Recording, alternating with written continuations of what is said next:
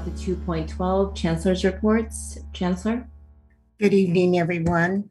I'd like to take a moment to inform you that Vice President of Instruction Kuni from Berkeley City College will be providing the report.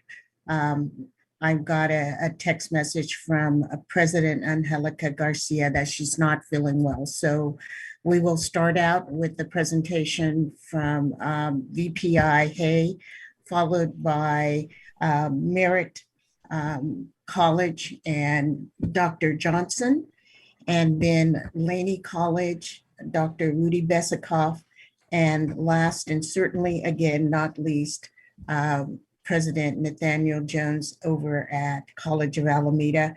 And then we'll have a report from the Vice Chancellor of Academic Affairs and Student Success and Dr. Francisco Herrera on some items that I think of importance to the board.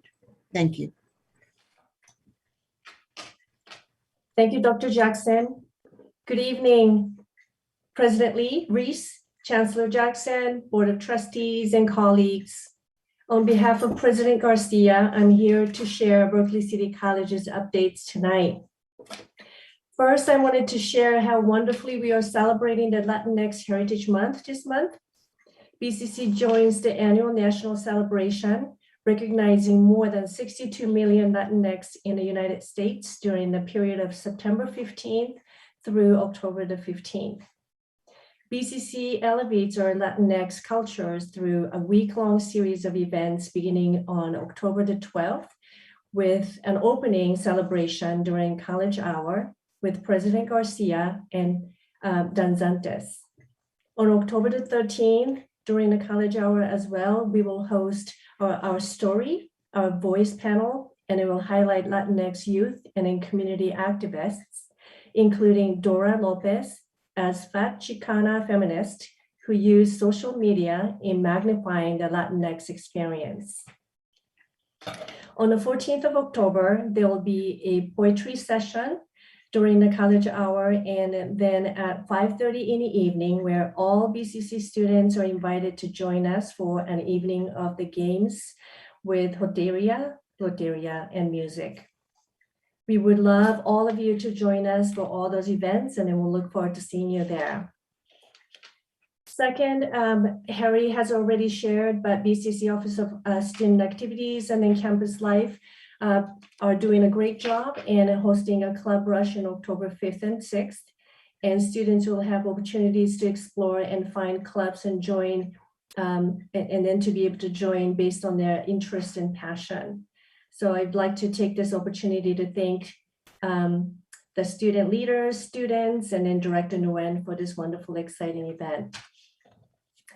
And I'd like to take this time to brag a little bit about BCC.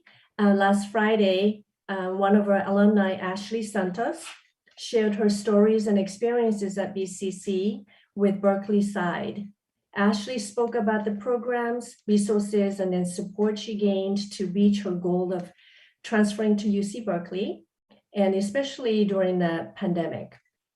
The article also covered how BCC has gone to meet students with their needs at where they're at and during the pandemic while working really hard to balancing and addressing enrollment. This article can be accessed by the link that is on your board report from BCC tonight. Last but not least, I want to brag a little bit more about BCC, and this is as many of you already know, but Dr. Garcia has been selected to be the Aspen Institute College Experience Excellence Program for 2021 and 2022 academic year. She's one of the 25 leaders across the nation selected for this prestigious program. The program, which is supported by JP Morgan, supports community college presidents in their early years of their tenure as they aim to achieve higher and more equitable levels of student success. We are very proud of Dr. Garcia's accomplishment in this regard, and we really are excited to witness what she can do moving forward. And this concludes my report. Thank you. All right. Even in absentia, I want to congratulate Dr. Garcia as well. It's a really big deal. So, good evening, Chancellor, Board President, Trustees, and Peralta community. This is the Merritt report for this evening. We'll start by saying on Friday, September 17th, Merritt held its annual Fall Planning Summit. The college came together to engage in dialogue regarding the Educational Master Plan and our accreditation follow-up report. But we also had critical conversations about what it means to put students first, which is our mission at Merritt College, and how to move beyond mere platitudes so that we can get to the work of meaningful equity building. We reviewed the district and college safety policies regarding COVID-19 and discussed some logistics of a return to campus. Those conversations are obviously ongoing. We encourage everyone to attend the open house or open forum or town hall, whatever you want to call it, on October 4th at 10, from 10 to 11:30.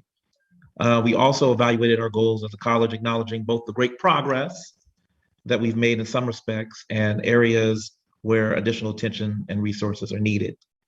Finally, there was an update to the exciting changes that we have going on that continue to take place under our Guided Pathways initiative, including our areas of interest and pathway maps that are being beta tested on our website. So please check us out for that. Next, I want to say, out of 87 California community colleges that offer associate's degrees in nursing, there was a little ranking that took place. And Merritt College was recently ranked the 6th best program in the state and the 2nd best program in the Bay Area. So that's something for which we're very proud. But like I said, we're looking to reclaim our #1 spot to get back to where we belong. But that's a really big deal. So we appreciated getting that honor. We're very proud to offer such a distinguished program at a time when there's a critical shortage of healthcare workers in general and nurses in particular. And I think the reality is that many of our allied health programs have been really hit hard during the shutdown, and nursing has really borne the brunt of that. We had situations for our students where hospitals were canceling placements and clinical rotations, which made it really difficult for our students to obtain their critical direct patient care hours. So with that, we're excited to announce a very recent partnership with the West Oakland Health Council, which is a community health agency that is dedicated to providing quality health care to diverse patient population in Oakland and throughout Alameda County. And West Oakland Health has championed the health of East Bay African Americans for over 50 years. And I want to say they remain committed to supporting social and racial justice for all communities. That's something that's very central to their mission. As such, we are very honored to partner with an agency whose values are so closely aligned with ours at Merritt. And also, we're excited to get our students the clinical rotations that they need. Finally, last bit of good news. At last week's Board of Governors meeting, Merritt College received the Dr. John W. Rice Award for Diversity and Equity from the State Chancellor's Office. So very, very happy about that. It's been a good couple of weeks for Merritt. And really, I just want to point to our improvement in the successful completion of transfer level English and mathematics among our students of color. That's what constituted the basis for receiving the honor. So certainly this prestigious recognition attests to the hard work that our students are doing. Okay, we couldn't do it without them. But I also want to give a nod to the faculty members who developed the curriculum and delivered it in such a way that allowed our students to succeed and persist in significant numbers.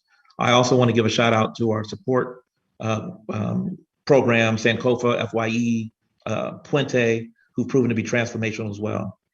And finally, I just want to say our institutional commitment to putting students first, which really means the psychological and emotional capital that we invest in them every day. I think that accounts for whatever success we've experienced. We may not always meet the mark, but receiving this award, I think, underscores that as a college and as a district, we get it right more often than not. So With that said, that's the report.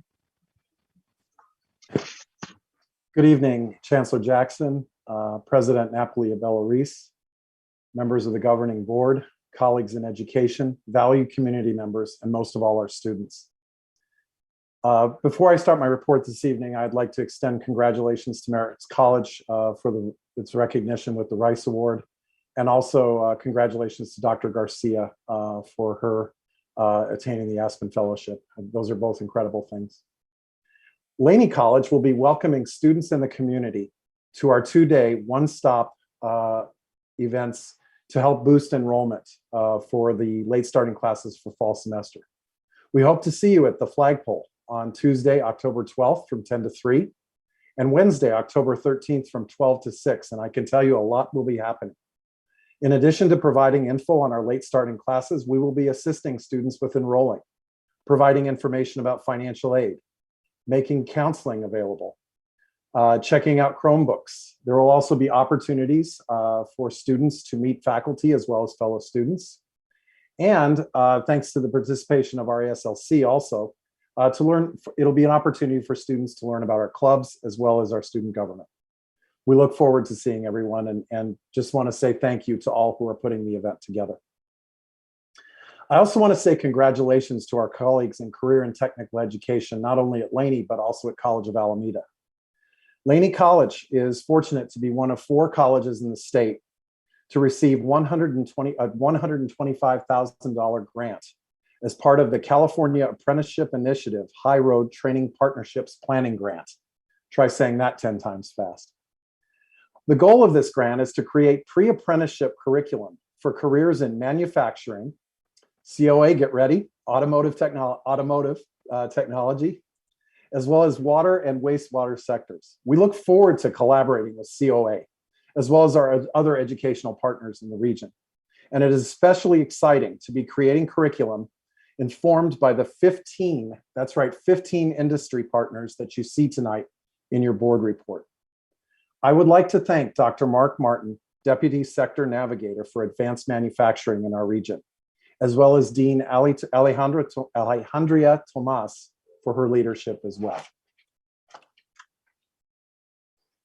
So for the final theme of my report tonight, it really comes down to 2 words, Laney writes. And it's something I'm so pleased to share as things that are not only happening with our students, but also our great faculty. First, a shout out to Professor Eleni Gastis and the Citizen, because they're doing a lot of great things. First, Dr. Pamela Rudd, one of the students in the journalism program, along with the photography from Gabe Johnson, had their article not only published in the Citizen, but also cross-published in Oakland side. And there's a link to the article in your report tonight. But also, I'm very happy to share that Laney students Luke Ryn Piper and Manel Rosh were published as part of the Bay News Rising program, which is a paid internship partnering our students with journalists from the Pacific News Media Guild. And this is something that's truly outstanding for our students. On the faculty front, I would also like to congratulate English professor Judy Juanita. For this year alone, she has been honored with the Tart Fiction Prize, as well as the 42nd Annual American Book Award from the Before Columbus Foundation. If you look in your board report tonight at the write-up that really praises Professor Juanita, you will see a multitude of publications in which she has had her work put out to our reading community, which is outstanding. You know, graduation may be still 7 months away, but I think across our 4 colleges, accomplishments are always happening. And with that, I'll conclude my board report tonight.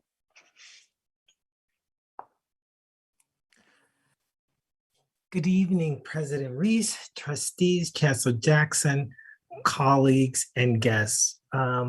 I'm going to take a brief moment and make a bit more of a personal kind of statement.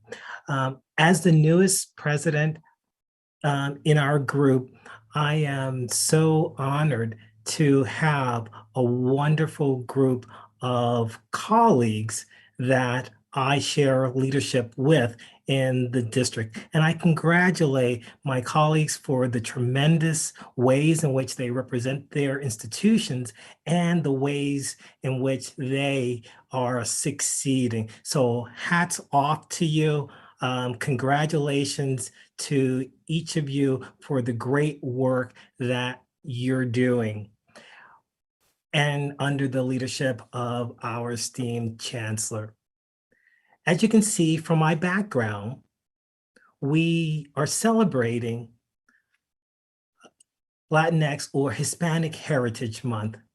The College of Alameda has organized several opportunities to learn and celebrate the rich culture and accomplishment of our Latinx brothers and sisters.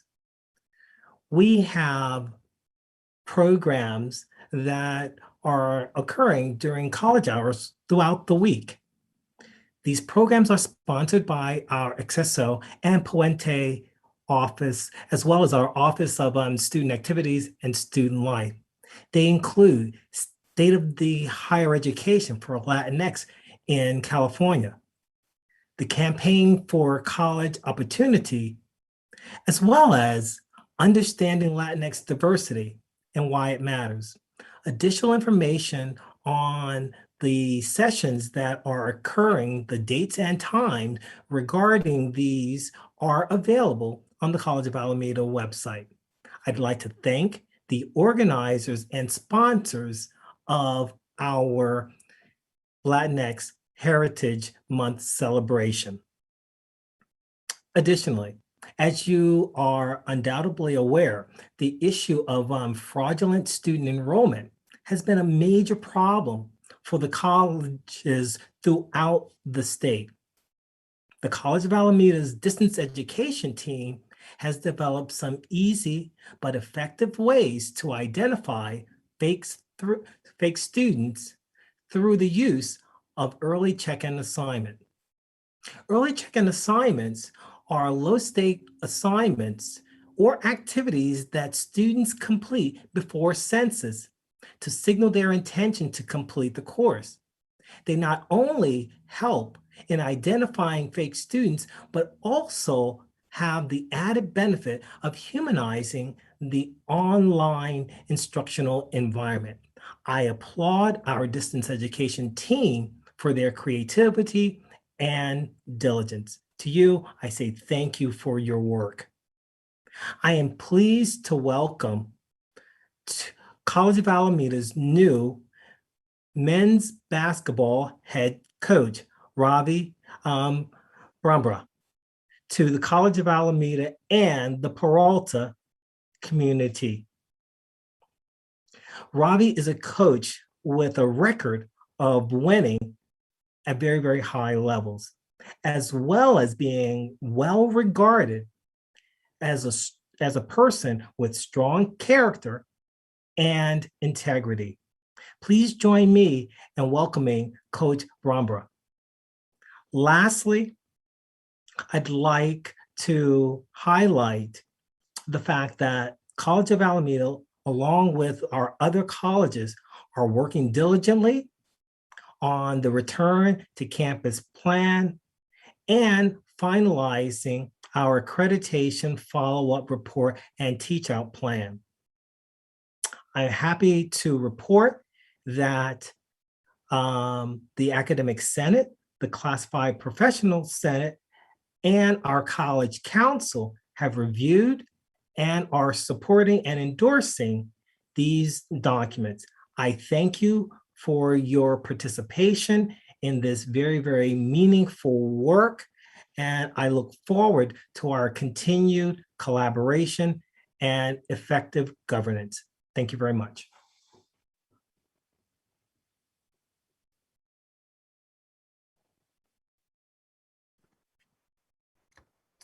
Good evening, President Reese, Board of Trustees, Chancellor, colleagues, and community. Myself, along with Dr. Herrera, the ABC of Institutional Research, are going to provide a short update on the Data Integrity Project.